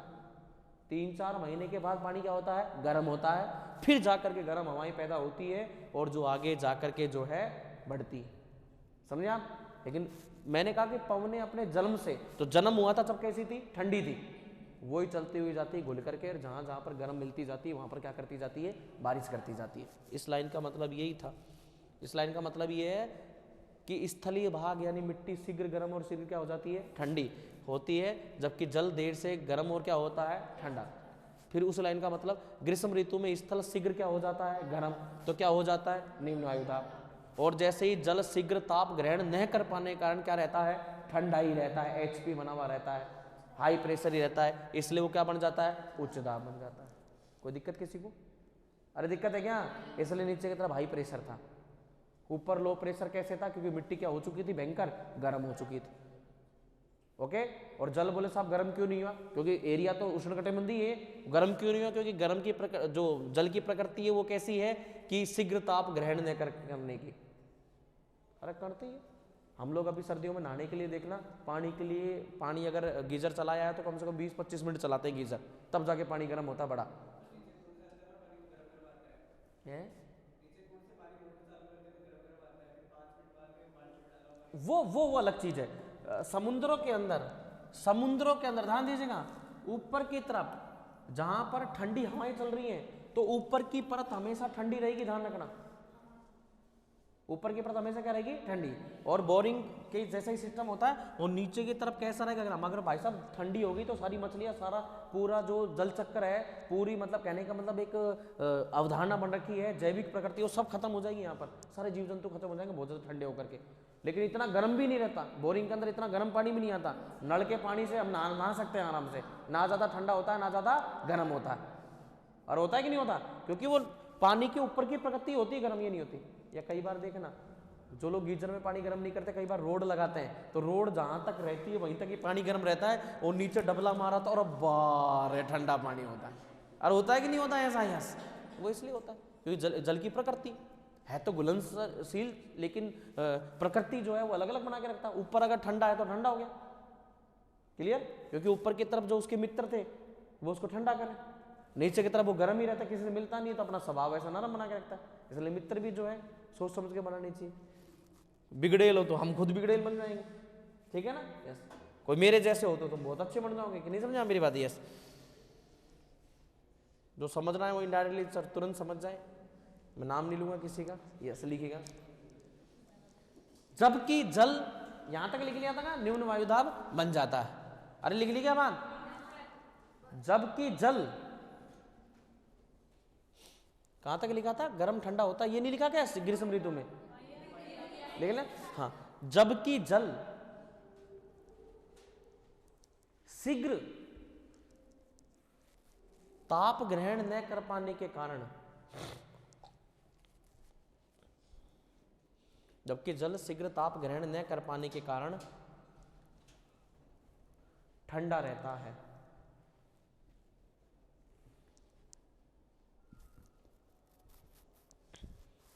तथा वहां उच्च वायुदाब बन जाता है, उच्च वायुदाब बन जाता है।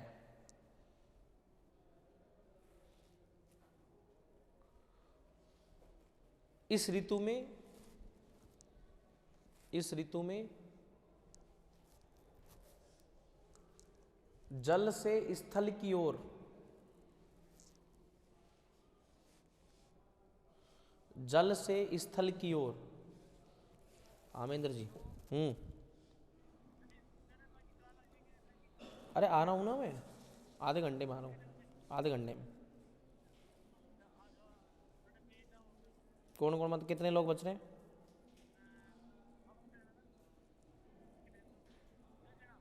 हाँ आ रहा हूं।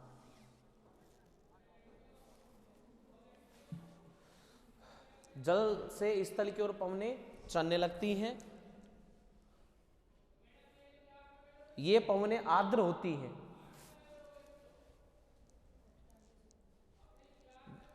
ये पवनें आर्द्र होती हैं, और इन पवनों से